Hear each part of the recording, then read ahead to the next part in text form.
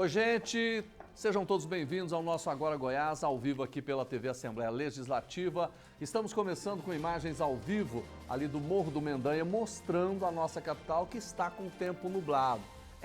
Mas está nublado, mas está quente, viu, gente? A temperatura está marcando 27 graus, com sensação térmica de 29 graus. Significa o quê? À tarde vai fazer muito calor aqui nessa capital, que é a cidade mais bonita do nosso país, né? A gente está mostrando também o trânsito em vários pontos aqui de Goiânia. E vamos começar hoje, vamos falar de eleições 2024.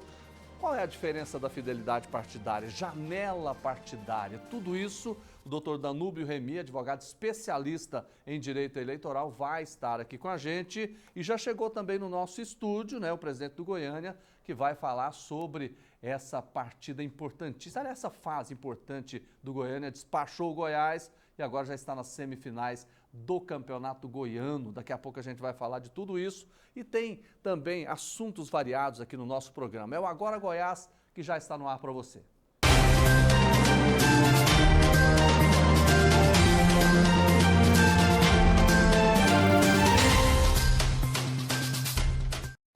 A gente começa o nosso programa de hoje falando de eleições municipais 2024. Tem dois temas muito importantes que agora, nesse momento, está todo mundo discutindo, que é a janela partidária e também a fidelidade partidária. Quem vai responder o que significa isso na vida partidária, dos políticos, é o doutor Danúbio Remy, advogado especialista em direito eleitoral.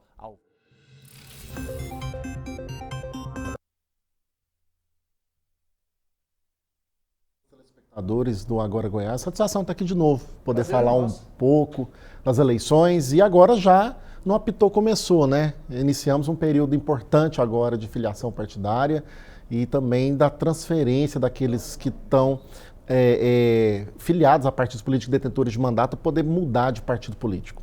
Quer dizer, o político agora nesse momento, todos podem mudar de partido se quiser? Essa é uma pergunta bastante importante, né, que é o Instituto da Fidelidade Partidária. A Lei 2.891, desde 2015, ela pactuou que aqueles detentores de mandato que queiram transferir de partido podem fazer aquilo nos 30 dias antes que antecede o prazo final de filiação daquela eleição o qual vai disputar. Isso quer dizer o quê? Que nessa eleição de 2024 apenas vereadores. Então tem essa dúvida quanto aos deputados federais e deputados estaduais. Esses estão impedidos de transferir de partido político, de fazer essa mudança. Não existe a janela para deputado estadual ou deputado federal, apenas para vereadores.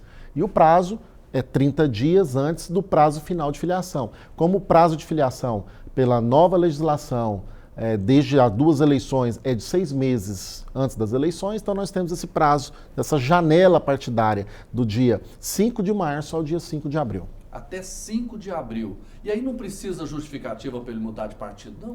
Não, ele pode fazer a transferência, né, de partido político, ou seja, ele vai fazer a filiação partidária. Hoje, o Instituto da Filiação Partidária, nós tivemos uma alteração de que vale a última filiação partidária. Antigamente você tinha aquela situação de dupla filiação partidária. Então hoje, se ele filiar num novo partido político, quando houver o processamento pela Justiça Eleitoral, vai anular a filiação anterior. Com isso vai se alcançar o quê? Ele vai ficar com a última filiação sem incorrer no Instituto da Infidelidade Partidária. Então é um efeito automático. Por quê? Porque vai ficar impedido do partido no qual ele se elegeu ou os suplentes requerer um mandato. Pois é, nós vimos alguns casos de pessoas perderem o mandato. Não foi apenas um caso, tem vários, mas recentemente nós tivemos o caso de uma vereadora aqui em Goiânia. Nesse caso, eu quero até voltar um pouquinho no tempo, doutor. Quais são os casos que a pessoa perde o mandato por troca de partido? Então, são os casos de infidelidade partidária, né? São vários casos de infidelidade partidária que você tem. Basicamente, são 3 casos, mas quando você tem alteração substancial estatutária, quando você não segue as diretrizes estatutárias do partido, quando você muda de partido, quando você passa por um processo de expulsão partidária. Então, nesses casos, você pode incorrer na infidelidade partidária. Por que isso? Porque foi consignado pelo Tribunal Superior Eleitoral e pelo STF de que o sistema proporcional, e é muito importante a gente entender isso, o que é o sistema proporcional? São aqueles cargos para o poder legislativo. São os cargos para vereador, para deputado estadual e deputado federal. Nesses casos, o mandato pertence ao partido e não ao candidato, porque você vai eleger ali dentro de uma soma de votos do quociente eleitoral. Sim. Você não vai eleger, não é apenas no voto da pessoa física, do candidato. Então, o mandato pertence ao partido. Já no caso do cargo majoritário, e cargo majoritário nós temos de governador, vice-governador, senador da República, presidente da República e vice-presidente da República, esses não incorrem em fidelidade partidária. Então, esses casos podem mudar a qualquer momento. Aí, né? Evidentemente, o prefeito, estamos esquecendo, o prefeito, os chefes do Poder Executivo, mas a diferencial é que, apesar de fazer parte do sistema bicameral, do sistema do Poder Legislativo, o senador também é considerado como cargo majoritário. Doutor Danúbio, eu queria saber o seguinte, por exemplo, o mandato é do partido, correto? Sim. Aí, por exemplo, a pessoa se elege num partido até então de oposição. Depois, quando começa o mandato, o partido que ele foi eleito, que era de oposição, passa a ser situação, passa a ser dar apoio, por exemplo, a um governante, não é isso? E como é que essa pessoa, ela pode falar, não, mas eu quero trocar de partido porque eu não fui eleito para apoiar determinado candidato? Muito importante. Aí você entra no Instituto da Justa Causa, que também é previsto pela legislação eleitoral. Então, mas nesses casos, o vereador eleito, o deputado estadual federal eleitos, eles não podem fazer uma mudança automática de partido político. Ele deve ingressar junto à Justiça Eleitoral um processo específico de justa causa por desviado e reiterado a transgressão e mudança substancial estatutária e programática do partido pelo qual ele se elegeu. E ele tem que ter autorização judicial para poder mudar.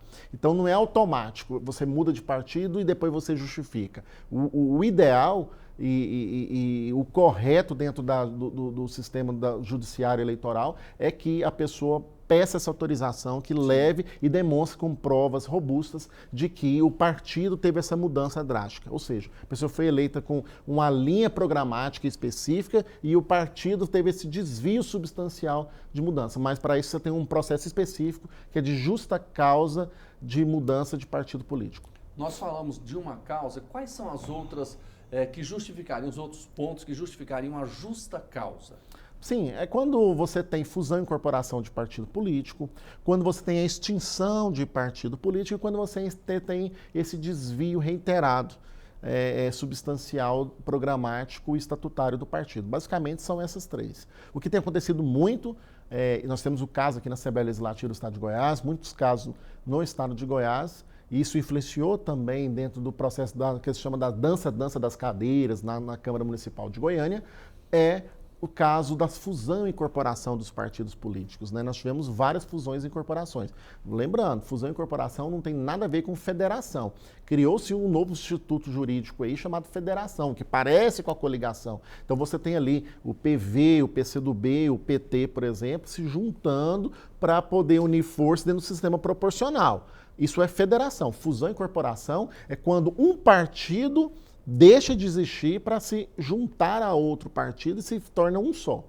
O senhor falou em federação, o senhor até citou aí o caso do PT, do PCdoB, eu quero até pegar isso, porque o PT já tem uma pré-candidata, que é a Adriana Costa, e o PCdoB lançou também como pré-candidato Fábio Tokarski. Como é que fica isso numa federação? É impossível dentro de uma federação os partidos caminharem desunidos, né? Evidentemente, tem que ter um só candidato. Você tem uma convenção partidária única ali dentro da federação partidária, né? Por quê? A federação ela tem um objetivo principal, que é esses partidos se unirem para poder passar na cláusula de barreira e esses partidos se unirem para poder somarem votos no sistema proporcional. Esse é o objetivo número 1, mas ele trava, evidentemente, no sistema proporcional. Não é crível que um partido ele esteja unido no sistema proporcional e no sistema majoritário ele tenha coligações diferentes. É impossível essa não verticalização, que se chama assim no Instituto de Direito Eleitoral. Então você é obrigado. Agora, o que está acontecendo nessa situação ali é uma disputa tanto de espaço como de ideologia política interna, que no momento oportuno, que será no prazo de 20 de julho a 5 de agosto, esses partidos deverão se reunir e, através do instrumento da convenção partidária, que deverá ser coletiva da convenção partidária, certo? Lembrando que eles têm regramento próprio, eles têm um estatuto próprio, definindo esses critérios de onde será cada candidato majoritário, proporcional e quantitativo. Eles têm esse regimento, mas eles deverão definir essa candidatura nesse momento oportuno. Tá certo. Olha, nós ouvimos aqui ao vivo no nosso programa Agora Goiás o doutor Danúbio Remy, que é advogado especialista em direito eleitoral. Toda semana ele está com a gente aqui, sempre trazendo um tema muito importante para a gente levar até você as informações devidas. E esse ano, então, mais importante ainda, porque é o ano que a gente vai eleger prefeitos e vereadores em todo o país. E é claro, você precisa estar muito bem informado sobre isso. Doutor Danúbio, muito obrigado pela participação do senhor com a gente, mais uma vez. Eu agradeço a oportunidade de levar a todos os telespectadores, cumprimentar todos com um bom dia e cumprimento também a diretoria do Goiânia aí. O senhor me perguntou para que time que eu torci, eu falei assim, atualmente eu torço para o Goiânia. Não, eu quero saber, porque antes do jogo do Goiás, o último jogo, né, o presidente do Goiânia até falou, nós vamos tirar o Goiás lá dentro da Serrinha. E tirou. Né? Quer saber se ele vai ter também agora uma outra fala nesse sentido, em relação ao próximo jogo do Goiânia, que não é fácil, né? Mas a gente desde já deixa os parabéns ao Goiânia, né? Voltando aí com força muito importante, né? Um time que tem um nome, faz parte da história do futebol goiano, né? Evidentemente. É. E o presidente já veio com a camisa, né? Direitinho. Vestido, só falta botar a chuteira e entrar em campo. Não é isso? Daqui a pouco a gente vai falar com ele. Um abraço para vocês, obrigado, doutor Danúbio. Vamos continuando agora. O assunto ainda é política. Na tarde de ontem, Matheus Ribeiro, jornalista pré-candidato à Prefeitura de Goiânia pelo PSDB, esteve aqui na Assembleia Legislativa para encontrar o deputado Bruno Peixoto, presidente da Casa. Vamos ver a reportagem. O presidente da Assembleia Legislativa de Goiás, Bruno Peixoto, recebeu a visita do pré-candidato a prefeito de Goiânia, Matheus Ribeiro. Conheço Goiânia como uma cidade pujante, uma cidade que precisa ter um novo momento na sua política.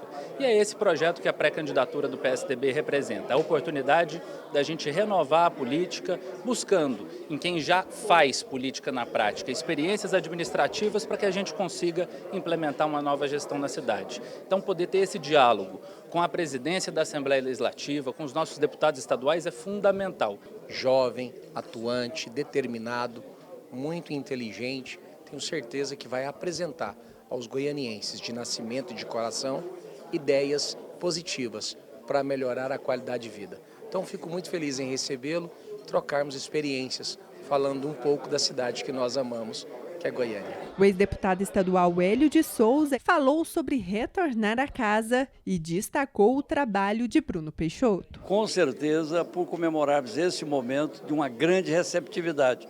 Alguém me disse, o Bruno é um grande amigo, é um grande companheiro e que faz recepção bonitas e elegantes e gratificantes. E eu concordo com isso, Bruno. Obrigado. A visita também foi acompanhada da vereadora de Goiânia, a Ava Santiago. Como presidenta do PSDB de Goiânia, eu só tenho a agradecer ao senhor, especialmente por ser um guarda-chuva debaixo do qual as forças políticas que pensam na cidade podem se organizar. Vamos continuando agora. O governo estadual recebeu nesta terça-feira representantes do Ministério dos Transportes para uma visita técnica e também para uma discussão sobre o modelo de transporte coletivo adotado aqui na capital. Tema super importante porque, afinal de contas, centenas de milhares de pessoas utilizam esse transporte. A repórter Jaque Moura acompanhou tudo e traz os detalhes para a gente agora. A comitiva se reuniu na manhã desta terça-feira no Palácio Pedro Ludovico com o secretário-geral de governo, Adriano da Rocha Lima, e com a secretária do Entorno do Distrito Federal, Caroline Fleury, para conhecer o sistema de transporte coletivo que atende a capital e região metropolitana. A ideia é adotar o modelo na região do entorno. Nós propusemos a eles, criar um modelo similar com o que foi feito aqui em Goiânia, tanto de governança como de padrão de investimentos, etc., repartindo a responsabilidade e também o custo disso de forma igualitária entre Estado de Goiás, Governo Federal e Distrito Federal, cada um pagando um terço. E, para entender melhor, o Governo Federal constituiu há pouco um grupo de trabalho para que pudesse entender os detalhes do sistema para tomar decisões mais acertadas. E parte desse trabalho está nessa visita aqui à região metropolitana de Goiânia, Desde 2019, a tarifa de ônibus em Goiânia está com o preço congelado em R$ 4,30, graças ao subsídio entre governo do estado e prefeituras. Já no entorno do Distrito Federal, foi aplicado um reajuste de 8,56% sobre o valor da tarifa de ônibus.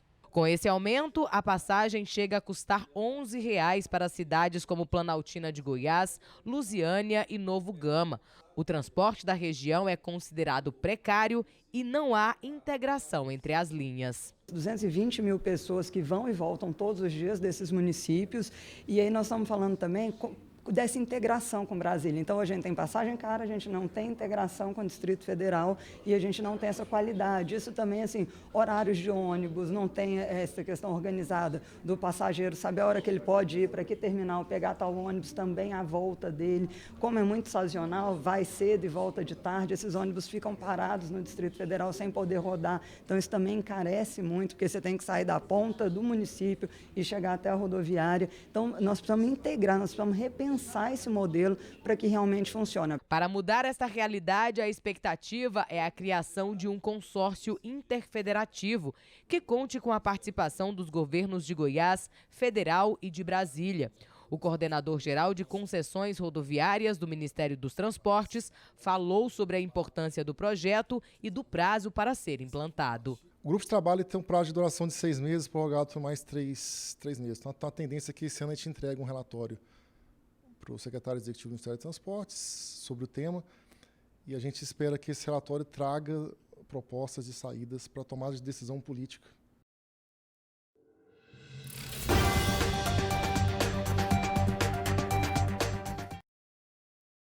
Olha, gente, as semifinais do Campeonato Goiano 2024 começam nesse final de semana e a gente vai abrir espaço aqui para falar do Goiânia Esporte Clube, que está entre os 4 melhores times aqui do estado neste ano de 2024. Quem está com a gente para falar desse jogo importantíssimo que vai acontecer no próximo domingo, o presidente do Goiânia, Alexandre Godoy. Presidente, está tudo bem com o senhor? Tá tudo ótimo, né? Tá feliz? O time está na semifinal, tá feliz, o dever está quase cumprido, né? Já conseguimos a vaga na Copa do Brasil, ou na Série D, e vamos agora em busca da vaga na Copa do Brasil e quem sabe aí levantar um caneco para não completar 50 anos sem o Goiânia levantar uma taça. Tá, o senhor já veio uniformizado. Ah, só ando uniformizado, né? Camisa é quase a segunda pele.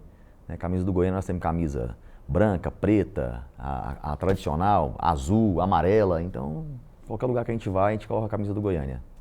É claro que daqui a pouco nós vamos falar desse jogão que está marcado para domingo, 4 da tarde, Goiânia e Atlético Goianiense, mas eu quero falar um pouquinho do Goiás. Né? Vocês tiraram o Goiás dentro da Serrinha. Como é que foi isso? O senhor, inclusive, até, eu vou utilizar, entre aspas, a provocação no bom sentido, né? Porque o futebol vive muito disso. Falou, vamos tirar o Goiás, né? Então, nós depois do empate de 0-0 no Olímpico, a gente entendeu que era possível, né, tirar o todo-poderoso Goiás lá na Serrinha.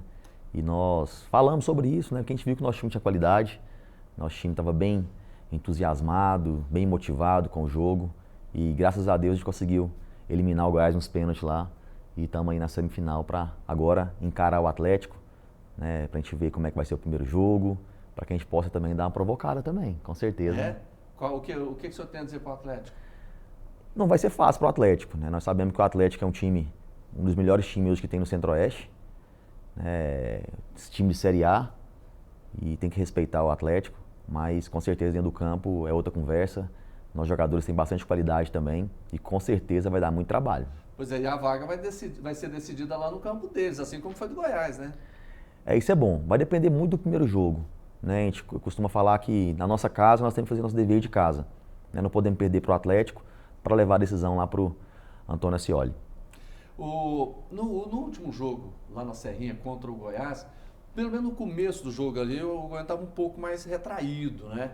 Como é que o senhor viu aquilo? Foi uma estratégia montada pelo técnico? Então, o Glauber é muito estrategista, né? Tem estratégia muito boa. Treinou o Goiás já, sabe como é que é jogar na Serrinha. A Serrinha estava lotada, né? Torcedor gritando, apoiando. Tivemos uma chance ali com 8 minutos de jogo.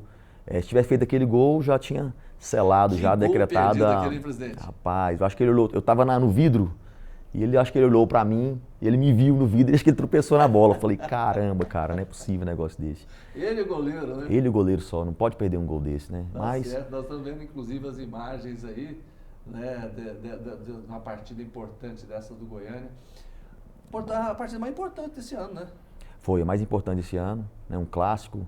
A primeira vez que a gente elimina o Goiás, né, pelo menos na minha gestão. Já tinha perdido para o Goiás outras 2 vezes. Em 2019 nós fomos eliminados pelo Goiás na semifinal. Ano passado fomos eliminados pelo Goiás na quarta de final. E esse ano a gente pôde selar aí com a vitória sobre o Goiás e eliminar eles lá na Serrinha. O presidente, eu vi um negócio, quando estava ali depois do empate, o Goiânia empatou, né, com aquele gol de cabeça. Aí no finalzinho do jogo a gente percebia que os jogadores do Goiânia estavam buscando os pênaltis. Por quê? Então, nós sabíamos que nós tínhamos qualidade demais nos pênaltis, foi muito treinado isso, né? O goleiro estudou os jogadores do Goiás, a gente entendia que naquele momento da partida ali era muito perigoso, talvez a gente tomar um gol no finalzinho, como nós tomamos gol contra o Goiás no finalzinho da partida, contra o Vila Nova no finalzinho da partida, então a gente ficou mais cabreiro ali para não tomar esse gol e levar para os pênaltis da partida, que nós sabemos que o nosso goleiro tem bastante capacidade. Pois é, e a gente está vendo aí, ó, defesa. É isso que a gente estava... Um dia nós estávamos comentando aqui, né, eu e o Duarte e o Álvaro, existe o pênalti mal batido, ou o goleiro defende ou o pênalti é mal batido? Rapaz, o Hugo até falou que não existe goleiro que defende bem, né? Que o jogador só bate mal para defender. Eu discordo, né? A gente vê que o Léo faz sim. Né? O do Goiânia fez, né? Fez a diferença. Né? Ele buscou 2 bolas dificílimas ali, 2 bolas batidas muito forte e ele defendeu e conseguiu, né, conquistar a vitória aí. Esse pênalti, por exemplo, do 25 foi bem batido. Né? Mas o goleiro estava na bola, poderia ser que ele tivesse defendido, né, o Tadeu. Fosse mais no canto ou mais lento um pouco a bola, exatamente, ele tinha defendido. Vai chegar aqui um momento que eu quero, mas eu já vou até antecipar a pergunta para o senhor lá. O Ken pode continuar com os pênaltis aí, porque é exatamente isso que eu quero perguntar para ele. O Luan bateu um pênalti, uma cavadinha. Você botou a mão no coração ali naquele momento? Rapaz, naquela hora ali a adrenalina estava tão alta, a gente já estava com 2 gols na frente. Na hora que ele foi bater, eu falei, caramba, o Luan vai bater o pênalti, né? Expectativa grande. Nós imaginávamos que ele fosse bater o pênalti. Ele treinou a cavadinha ou não? Ele sempre treina. Ele sempre treina. Os meninos falam do treinamento que eu acompanho sempre. O último pênalti ele dá a cavadinha. Ele vai bater os pênaltis no treinamento e ele sempre cava. Bate normal e depois a cavadinha. E ele tinha falado, né? Ele falou para os atletas que se houvesse pênalti, ele ia cavar. Ó, se tiver pênalti, eu vou cavar para cima do Tadeu. Os caras não acreditaram nele, não. É muita coragem, não? Coragem demais, é muita experiência, muita coisa. Uma decisão como essa, valendo uma vaga nas semifinais, a pessoa chegar lá naquela maior tranquilidade, né? Eu quero até ver esse gol, Kennedy. Coloca ele, porque realmente eu gosto muito da cavadinha, sabe? Eu me lembro de grandes jogadores que já fizeram isso com muita categoria. É bom, Marcelinho né? Carioca, um monte de outros. Aquele Louco Abreu também era louco, né? Que ele fazia. Uma curiosidade só, o Walter, nosso Valtão, ele estava no Pelotas, né, ano passado, acredito, e aí o time tinha que ganhar para subir de divisão. E ele foi cavar. O goleiro defendeu. Ele saiu escoltado da cidade. Porque o risco é grande demais. É muito grande. Pensa se o Luan, que tem uma carreira, tem uma história, né, veio para cá exatamente para fazer essa diferença, perde um pênalti no momento que ele está fazendo a cavadinha, né? Ninguém perdoa, né? É muita responsabilidade, né? Ninguém perdoaria, nem o presidente, não tinha como perdoar ele, né? Presidente, agora Goiânia e Atlético. Olha, é um jogo bastante difícil. Eu tenho certeza que o Adson está respeitando muito o Goiânia, até pela história do Goiânia. O Goiânia não é um time, né, que está surgindo agora. O Goiânia está ressurgindo porque ficou muito tempo abandonado. Mas nós estamos com um trabalho muito bem feito desde 2018 com o Goiânia e o Adson está respeitando bastante o Goiânia. Eu tenho certeza que vai ser um bom jogo. Né? Tivemos um jogo no Olímpico que nós perdemos de 3-1 esse ano, mas ano passado nós conseguimos ganhar do Atlético de 4-2. Então é um jogo que vai ser, na hora do jogo ali que a gente vai decidir como é que vai ser esse jogo. Tenho certeza que o Glauber vai montar um esquema tático muito bom para enfrentar o Atlético, já que o Atlético tem 11 jogos, 32 gols no campeonato agora, né? 11 vitórias consecutivas, sempre de goleada. Então a gente vai montar um time bastante ali, humilde ali, tranquilo para segurar o Atlético mesmo, mas na saída conseguir fazer um golzinho para conseguir a vaga. A gente não pode tirar um mérito do Atlético, tá voando, tá voando. Grandes jogadores. Mas a gente estava até lembrando, né? Se você tirar os gols que o Atlético marcou no Goiatuba, é quase a metade dos gols da temporada. Foram né? 14 gols, né, no Goiatuba. 14, né? É muito gol, né? Só nessa fase agora foram 8, 5 e 3, né? Foram 8 gols. Então é muito gol, né? O Goiatuba gostou de tomar gol do Atlético. Não quero nunca mais ver o Atlético nos próximos não vai querer, não. meses, né? Não vai querer, não. De jeito nenhum. Mas agora jogar com o Atlético é diferente de jogar com o Goiás? Ou não? Se o senhor tivesse que escolher um? Não, nós escolheríamos o Goiás, né? Porque nós na verdade, antes da classificação, nós escolhemos o Goiás, né? Nós tínhamos a capacidade ali de pegar talvez o Vila ou o Atlético ou o Goiás. Então a gente ficou em dúvida entre o Atlético ou entre o Goiás e o Vila, né? Porque nós sabíamos que era time que estava mais próximo da gente. Né? O Atlético está muito acima. O Atlético, como o Adson falou, ele tem 3 elencos dentro do time dele. Ele consegue disputar 3 competições. Né? O Atlético, ele mexe, ele troca no intervalo ou nas mexidas, o time sempre melhora. Então tem jogadores de qualidade. Então a gente tem que ficar muito atento com isso. Mas com certeza fazer um bom jogo. Isso, né? Mas quando a gente olha, a pontuação nem sempre reflete, né? Porque o Goiás foi primeiro na primeira fase lá, teve mais que o dobro de pontos do que o Goiânia. Mais que o dobro. O Goiânia teve 12, o Goiás teve quanto? 27? 27 ou 28. Coisa assim, né? Então, na verdade, no lado do campo lá, prevaleceu a garra do Goiânia, né? Com certeza. Nós fizemos um bom jogo no primeiro jogo do campeonato contra o Goiás, né? Perdemos de 1-0 por detalhe. Tomamos um gol nos 42 minutos do segundo tempo. Um detalhe, perdemos vários gols, né? Como perdemos o gol agora no começo do jogo. Mas foi detalhe. Nós sabíamos que o nosso time era competitivo, jogamos de igual para igual com o Vila, de igual para igual contra o Goiás. O jogo mais difícil que nós tivemos foi contra o Atlético, tomamos 3-1. Mas com certeza o esquema vai ser mudado agora. A gente vai conseguir surpreender o Atlético e ficar com a vaga. Tá certo. Alexandre Godoy, presidente do Goiânia Esporte Clube, com a gente ao vivo aqui no Agora Goiás. Obrigado, presidente. Obrigado, eu agradeço, sempre à disposição. É um prazer vir falar do Goiânia aqui, falar do time, da cidade, né? E com certeza a gente vai conseguir levantar o caneco, hein? O Álvaro tá falando agora, eu não tô ouvindo. Pode falar alto. Pode. Não é agora Goiás, é agora Goiânia. Agora Goiânia. Programa, então aqui, ó, agora Goiás e hoje é agora Goiânia. Agora Goiânia. Tá bom. Pedido do Álvaro, nós vamos fazer essa homenagem ao nosso querido Goiânia Esporte Clube, né? Merece mesmo. Um abraço, presidente. Um abraço, muito obrigado Volte e sucesso. Sempre. Tá bom. Vamos continuar. Aqui tem muitas outras informações no nosso programa. Vamos falar do pacote de vetos da governadoria, que foi destaque na primeira sessão ordinária dessa semana. Você vai acompanhar detalhes na reportagem do Murilo Santos. 39 deputados registraram presença na sessão ordinária. O presidente da Assembleia Legislativa, deputado Bruno Peixoto, abriu a sessão comentando os processos do Refis. Foi de grande importância a nossa fala com o governador, com a secretária de Economia, Selene, de grande importância para que esses 2 projetos aqui estivessem. E hoje vamos trabalhá-los com celeridade para atender os contribuintes que, em especial durante o período da pandemia, não puderam recolher os impostos e muitos destes, entre pagar os impostos e os funcionários, pagar os funcionários para manter sua empresa viva. E nós, deputados e deputadas, juntos com o governo do Estado, aprovarmos essa matéria que trará esse benefício, ampliando ainda mais a possibilidade de geração de emprego, até mesmo por facilitação de créditos por parte dessa empresa junto à iniciativa privada. No pequeno expediente, o deputado Paulo César Martins comemorou a chegada do Instituto Federal Goiano aos municípios de Porangatu, Cavalcante e Quirinópolis, no sudoeste do estado, que ele representa na casa. Hoje o presidente, com toda certeza, está assinando, ou já assinou, o decreto que vai ali, onde está criando 3 cidades do estado de Goiás,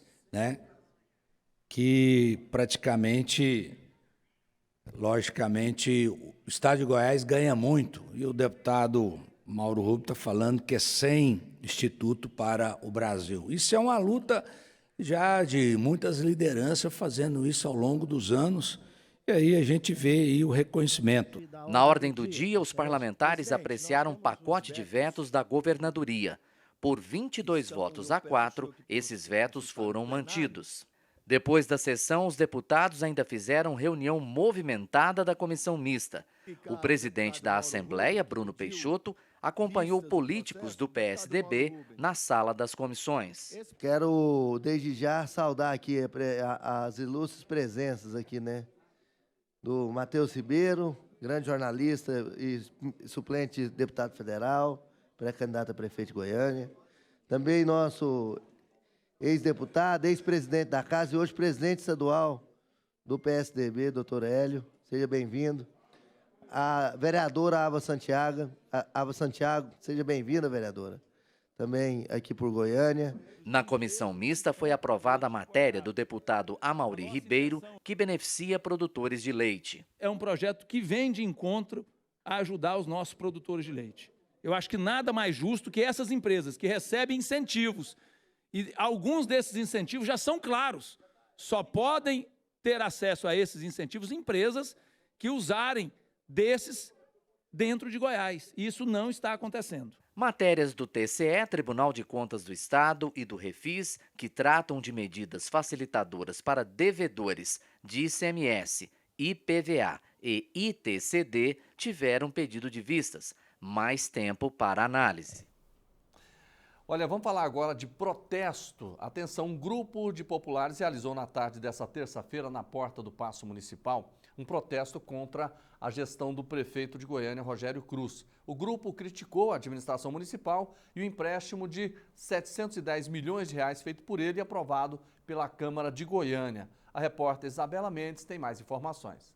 Os manifestantes se reuniram na porta do Paço Municipal, onde protestaram contra a gestão do atual prefeito de Goiânia, Rogério Cruz. Querendo saber, querendo entender um pouco mais do porquê, há poucos meses de se iniciar um processo eleitoral, de um empréstimo tão alto e por que tantos vereadores que deveriam ser os nossos representantes concordando com isso e dando um aval para o prefeito, né? A aprovação de um empréstimo milionário solicitado pela Prefeitura de Goiânia e o descaso com a saúde e a educação são as principais reclamações dos manifestantes presentes aqui. Hoje o que a gente está reivindicando aqui é realmente que essa gestão ela vai embora. Eles não conseguem se ajustar. A gente tem um secretário hoje, que ele é um dentista, ele está numa pasta da educação. Então, como que um secretário que é dentista está na pasta da educação? Já começa por aí. O vereador Novandir, que faz oposição ao prefeito, falou sobre as represálias que vem sofrendo após votar contra a aprovação do empréstimo. Até hoje nós estamos lutando contra o empréstimo de 710 milhões. Todos nós sabemos que foi aprovado na Câmara Municipal de Goiânia e agora está em Brasília. Nós recorremos na Justiça e está no STJ. E nós estamos fazendo essa manifestação também para mostrar para o povo goianiense o quanto o prejuízo vai ser grande para a nossa cidade por 9 anos. Só o juro desse empréstimo chega a 8 milhões e 500 mil. 100% de represária para todos os vereadores que votaram contra o empréstimo. Eu fui uma das primeiras vítimas que todo mundo em Goiânia sabe o que aconteceu no aniversário do Jardim Guanabara. Nós estávamos fazendo um evento para a família, atendimento médico para quase 2.000 pessoas e o meu evento foi embargado. Aí usaram a falácia que eu não apresentei documento pedindo a autorização. Apresentei em todas as secretarias, porém os secretários não assinou e disse que deixou para a última hora. Moradora do Jardim Guanabara, a Giovana acredita que o impeachment do prefeito seja a melhor opção e pede a saída dele. Eu vim na manifestação porque eu sou moradora do Jardim Guanabara e no último final de semana ele simplesmente cancelou a nossa festa, onde teria mais de 1.500 atendimentos, e eu vim aqui pela população carente do setor Jardim Guanabara. E eu estou achando péssimo, fora Cruz Pesada! Olha, a Assembleia Legislativa faz uma homenagem a pessoas da terceira idade que buscam maior qualidade de vida através da atividade física. A propositura foi do deputado Cristiano Galindo. Esforçada, cheia de disposição, Doraci tem 64 anos e caminha 14 quilômetros todos os dias, além de praticar natação 3 vezes por semana.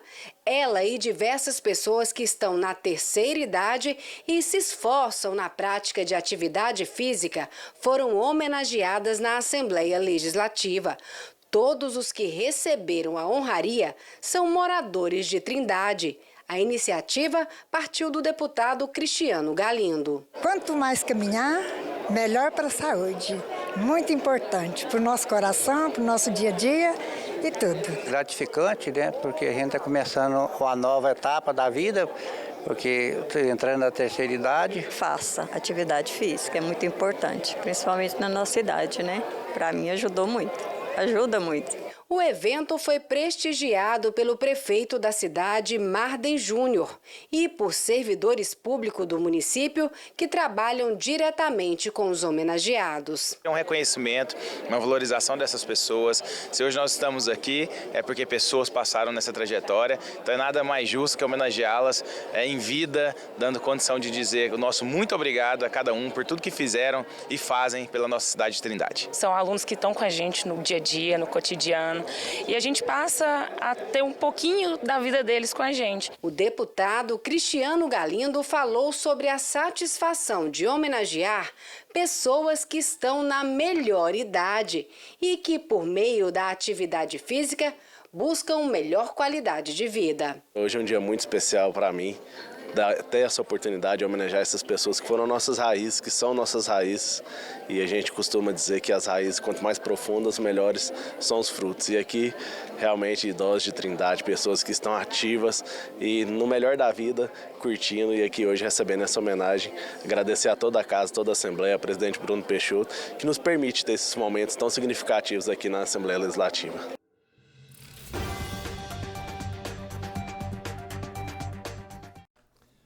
Agora é momento esportivo aqui no nosso Agora Goiás e tem decisão importante. O Vila Nova fez uma partida importante. Agora quer saber se jogou bem ou não. Quem vai responder? Esses dois aqui. Hoje eu não vou trocar a assinatura de vocês. Álvaro Alexandre ou Álvaro da Universo, tudo bem? Tudo bom, Josemar? Bom dia a todos os nossos telespectadores. Hugo Duarte. Bom dia. Bom dia, Josemar Rosa. Eu falei assim mais lento, assim, para não ter problema. Você não esquece, você é ótimo. Fera. Vocês estão bem? Vocês gostaram do jogo do Vila Nova? Vila Nova ontem jogou pela Copa Verde contra o Branco lá do Espírito Santo, não foi isso? Esperava mais. Esperava mais? Esperava mais do Vila. O Vila precisa dar uma resposta urgente, porque o torcedor já está desconfiado do Vila, até com o jogo contra a Aparecidense, que é um jogo decisivo. O Vila venceu, o importante é vencer. Venceu por 1-0, gol do Naninho, aos 2 minutos do segundo tempo, mas o Vila precisa jogar mais bola. Que bem, enquanto vocês vão comentando, ô Kennedy, você tem os gols aí, os melhores momentos, joga aí o Vila Nova pra gente já ir comentando em cima dessas imagens, porque realmente a opinião do Hugo já joga um pouquinho de água fria nessa questão do Vila Nova. Você também pensa assim, Álvaro? Eu gostei, Jodevar. Você gostou? Vou te falar por que eu gostei. Por causa do jogo do Goianésia, né? Porque o jogo do Goianésia foi péssimo dos péssimos. Melhorou, né? Melhorou, o time do Vila melhorou, apesar de no início aí teve dois momentos do Maranhão. Lembra do Maranhão, Jodevar, que jogou aqui no Goiás? Sim. Ele tá jogando lá no Rio Branco, ele fez uma cobrança de falta, uma batida de fora da área. Foi início. Isso aí foi início do jogo, né? Início do jogo, ele teve 2 jogadas, que é o gol do Vila, né? O gol do Luciano Naninho, passe do Alisson, mas eu gostei pela produtividade. Eu vou falar aqui, Hugo, eu achei o time do Rio Branco melhor do que o Goianésia. Melhor.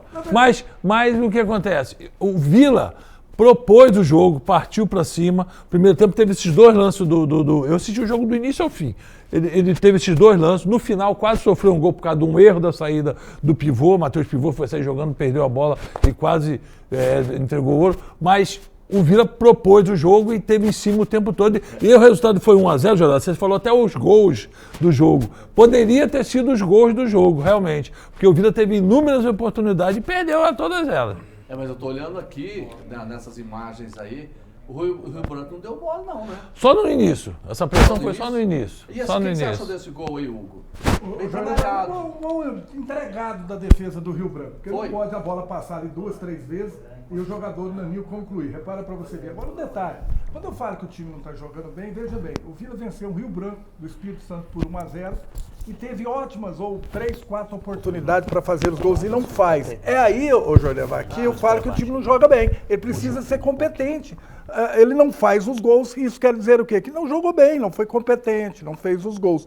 O Álvaro citou aqui que o Vila quase tomou um gol, e se toma o gol, ia para onde? Para os pênaltis. E pênalti é o quê? Não tem favorito, poderia ter sido desclassificado. Esse lance do Matheus Pivô que eu comentei, já levou após 46 do segundo Olha lá, tempo. o goleiro defende, o cara tabela dentro da área, rola na área, o cara faz gol. A defesa do Rio Branco entregou isso aí. É verdade, nesse ponto você tem razão. E tem um detalhe, José, nesse jogo. O Alisson voltou, jogou muito bem, por sinal, tanto primeiro como segundo tempo. E o Luciano Nanin, que a gente fala que é o homem da criação, né, a gente até comentou que é o homem da criação, jogou muito bem. Ele jogou muito bem os dois tempos. E eles dois, o Alisson e o Luciano Naninho, deram outro ritmo ao time do Vila. O melhorar, eu acredito que tem que melhorar. Você pode ter certeza disso. Mas com relação ao jogo do Goianésia, que nós vimos que foi, para mim, foi péssimo. Não esquece aquilo ali você não pode tirar a base, não. Esquece então, quer dizer, eles renderam muito mais nesse jogo do que no jogo do Goianésia. Então, acho que o torcedor do Vila que viu o jogo ontem, e viu o jogo do Goianésia, falou assim: opa, melhoramos.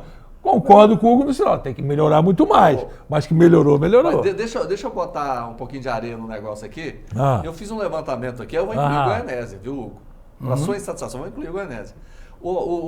Se a gente pegar os jogos contra o Goianésia, são 2 jogos, e pegar assim, o Vila já está fazendo 7 jogos decisivos. Olha só. 2 contra o Goianésia. Isso. 1 contra o Rio Branco já foi. Isso. Mais 2 contra a Aparecidense pelo Campeonato Goiano. E mais 2 pela Copa Verde contra o Goiás. E não estou nem contando se você vai passar. São 7 jogos. Então você inclui mais 11 na primeira fase, porque todo jogo do Vila é decisivo. Ele é o Kinder Ovo, você não sabe o que eu digo assim, aquele é o confronto direto. Sim, mas mesmo os 11 jogos na primeira fase é decisivo. Kinder Ovo? Todo o Vila Nova... O que é o Kinder Ovo, hein? É que você tem um chocolate que você tem que abrir e ver o que tem lá dentro. Igual a caixinha da sorte, quando você tinha lá em Morrinhos, lembra? Lembro. E o Vila Nova, você, quando acha que ele vence, ele perde. Quando você acha que ele vai perder, tem que abrir para ver se é bom ou não. Você tem que esperar o resultado terminar para dar um diagnóstico para o Vila. O Vila é o Kinder Ovo. O Kinder Ovo é ótimo. O Jorge Mar, e esse jogo, detalhe, o Vila vai enfrentar o Goiás pela Copa Verde. Sim. Primeiro jogo no Oba, segundo jogo na Serrinha. Mas olha só, o grande desafio do Vila Nova vai ser no sábado. Aparecidense, né? 4 da tarde? 4 da tarde. Joga lá em Aparecida. Lá no Aníbal Batista de Toledo. E aí, gente? Eu falei, esse jogo para mim, o Aparecidense pode surpreender o Vila. Eu tô com o Hugo com a classificação, mas como nós falamos do Goianésia. O Goianésia pode surpreender o Vila lá. Surpreendeu, arrumou empate lá. O Aparecidense, eu acho que ele é pior, porque o Aparecidense pode vencer o Vila. O Vila Nova é favorito. Vila é favorito, chegar lá, vencer em casa. Nós estamos esperando o Vila na final. Porém, o que eu acabei de dizer, tem que esperar terminar o jogo para dar um diagnóstico para o Vila, porque pode chegar lá e perder para a Aparecidense, que o Vila surpreende. O Vila não é um time constante, que você fala, igual o Atlético, já ganhou, é favorito, vai vencer, não tenha dúvida. O Vila é um time cheio de O Atlético é um padrão de jogo, né? É impressionante. Quando ele faz substituições, quem entra tranquilo. Mantém o nível, né? Mantém o nível na tem lateral. plantel. Nós conversamos agora há pouco com o presidente do Goiânia, o Alexandre Godoy. Ele falou o seguinte, olha, perguntei qual que seria melhor enfrentar, o Goiás ou o Atlético? Ele falou, o Goiás. Mesmo o Goiás ter mais que o dobro de pontos do Goiânia, primeiro lugar naquela primeira fase, ele escolheu o Goiás. Mas o time do Atlético é o melhor do campeonato, né? Disparado. O time do Atlético é um time que joga. E como eu disse, o torcedor do Goiânia está nessa euforia, até eu estou feliz da vida, mas o Atlético é favorito para bater o Goiânia. Aqui não adianta você ir para o lado de torcedor, lado parcial. Que é a razão, né? É imparcial. O Atlético, se chegar e golear o Goiânia também, não é novidade, não. Agora o Goiânia pode complicar, pode vencer, pode ir para os pênaltis, segundo jogo, é normal, mas o Atlético é favorito. É o surpreender. Aqui a gente comenta com a razão sem o coração. O surpreender foi o que o Goiânia fez com o Goiás. Surpreendeu. Apesar de que o futebol que o Goiás apresentava, muito pior do que o Atlético apresenta, o Atlético vem de 11 vitórias seguidas, bateu o recorde, né, de vitórias consecutivas. Ele continua jogando bem. Os jogos dele, os 7 últimos jogos do Atlético, vencendo só por placar elástico. Sexta rodada em diante. Sexta rodada em diante. Quem quiser bater no Atlético, no Goiás, no Vila, da sexta já não bate mais. E não bateu mais no Atlético. Sexta rodada. A gente tem que fazer justiça com vocês. Primeiro, o Hugo falou, olha, até as quinta, sexta rodada, quem quiser bater no Atlético, no Goiás, no Vila, bate. Depois não bate, não. E realmente foi isso. Foi. Né? Que é a questão do acerto entre os times. E vocês estão dizendo, vocês dois, sempre com relação à questão do Vila Nova. que é um time inconstante, aquela coisa toda, vence muito apertado, às vezes tem falhas, coisa que a gente não vê no Atlético. Não, hora nenhuma. O Atlético vem jogando por música, Josevá. Você vê que o time do Atlético, né, mexe bola de um lado, mexe bola do outro, sai com o lateral esquerdo, com o Romão, sai com o Tubarão pela direita. O meio de campo do Atlético é bem compactado. O Shailon tem liberdade para acionar os atacantes, tanto o Luiz Fernando como o Alejo Cruz e o Emiliano Rodrigues são acionados o tempo todo pelo Shailon, que tem essa liberdade, porque o meio de campo do Atlético dá essa liberdade para ele. Então, quer dizer, o Atlético tem um conjunto geral, a defesa bem postada, e zagueiros artilheiros, tanto o Alix quanto o outro zagueiro fazem gols. Então, quer dizer, é um time, Jorge Bar, que hoje é o time que com certeza... O time é a ser batido. A ser batido. Deixa eu fazer uma pergunta, vamos deixar esses campeonatos todos aqui, vamos imaginar o Campeonato Brasileiro. Não é isso? O Vila Iguaçu está na Série A, na Série B. O Atlético está na Série A. Agora, tem vários jogadores desses aí despontando. Vamos pegar o Goiás, Paulo Baia, né? O Naninho no Vila Nova. Você pega o Shailon lá no Atlético. Esses jogadores, será que os times goianos conseguem segurar esses jogadores para essa fase de campeonato da Série A e B? Eu acredito que continuem aqui. O Shailon, todos eles têm contrato. Lógico, se tiver uma proposta muito grande por esses jogadores, é caso se pensar. Mas eu acho que todos eles têm contrato. O Naninho tá. Agora que o Naninho veio ano passado, jogou mal a Série B, o campeonato aqui da Série B. Esse ano que ele está fazendo um bom campeonato, né? O Shailon disse que tinha proposta quando terminou o campeonato para sair do Atlético. Queria renovar o contrato, aparece proposta. Aparece a proposta, e não apareceu proposta nenhuma, ficou aqui e está fazendo um belo campeonato, né? O próprio Paulo Baia era um jogador desconhecido até chegar no Goiás. Ponte Preta, era reserva lá. Reserva, e chegou aqui agora que está jogando. Então eu acredito que não vai ter, assim, correr risco desses jogadores sair dessas equipes não, Jorge Bar. Vocês gostaram da convocação do Galeno? Você sabe que ele não quer ir para a seleção, né? Não? Você não sabe saber, não? Não, o que aconteceu com ele, gente? Não, porque ele é cidadão português também, né, Jorge Bar? E ele tem uma perspectiva de ser convocado pela seleção portuguesa. Então, ia estar certo ou não? Eu acho que o Galeno ele foi chamado numa contusão de um atleta. Na seleção portuguesa, que pode ser convocado agora para os jogos amistosos, ele pode ser convocado para fazer parte integrante da equipe da seleção portuguesa. Igual o Pepe. Então ele falou, opa, eu vou lá para a seleção brasileira, você quinta opção. Se ele optar por Portugal, ele só não vai ser campeão do mundo. Aqui no Brasil ele tinha chance. Tem chance. Ainda está longe de ser campeão, mas pode jogar a Copa, né, Hugo? Mas de repente pode jogar a Copa pelo Portugal. Duarte, você já esteve em campo. Se você fosse o Galeno, você iria para qual seleção? Brasileira. Sem seleção, eu vou lá em Portugal fazer. Eu joguei 8 anos em Portugal. Eu tive 8 anos lá, tenho um carinho enorme pelos portugueses, pelos times portugueses. Eu sou brasileiro, seleção brasileira, você não pode comparar com a seleção portuguesa. Só o prazer de... O objetivo de todo atleta é ser campeão do mundo. Aqueles que têm oportunidade de ir para uma seleção, o objetivo é chegar ao campeão do mundo igual você. O objetivo seu era o quê? Ser um dos melhores do Brasil e você alcançou ser isso. Então o jogador, o Jorge Bar, ele quer ir para a Copa e ser campeão. Não adianta só ir para a Copa e não ser campeão. Então, para mim, seleção brasileira, obviamente, logo será campeã mundial. Você também, Alvo? Eu acredito, eu sou brasileiro. Pouquinho para ir para Portugal. Eu dei uma titubeada aqui. Não, eu não. Eu vou falar para você, eu sou brasileiro, qualquer modalidade esportiva que eu disputasse praticasse, fosse convocado, eu disputaria pela seleção brasileira, independente de qualquer situação. Fecha a conta e passa a régua, então. Gente, obrigado pela participação. Hugo Duarte, Álvaro Alexandre, todos os dias, sempre está aqui, né? A gente falando de futebol e falando do Vila Nova que venceu. Passou mais uma etapa da Copa Verde. Obrigado pela participação de vocês. Obrigado. E sexta-feira, nós vamos o quê? Eu quero vocês dois. Vocês já estão convocados para a seleção brasileira do esporte aqui, tá bom? Amanhã eu tô no DM, né? Deixa o Hugão aqui com você. Rever esse contrato, porque eu tô a semana toda aqui, né? Segunda, terça, quarta, quinta e sexta. Pois nós vamos conversar. Mas é sempre um prazer estar ao seu lado, Jorge. Você sabe que eles têm uma mania lá no Alegre Esporte, assim, às vezes tem algum problema de... É claro, todo mundo tem problemas, né? Aí a pessoa não vai participar, né?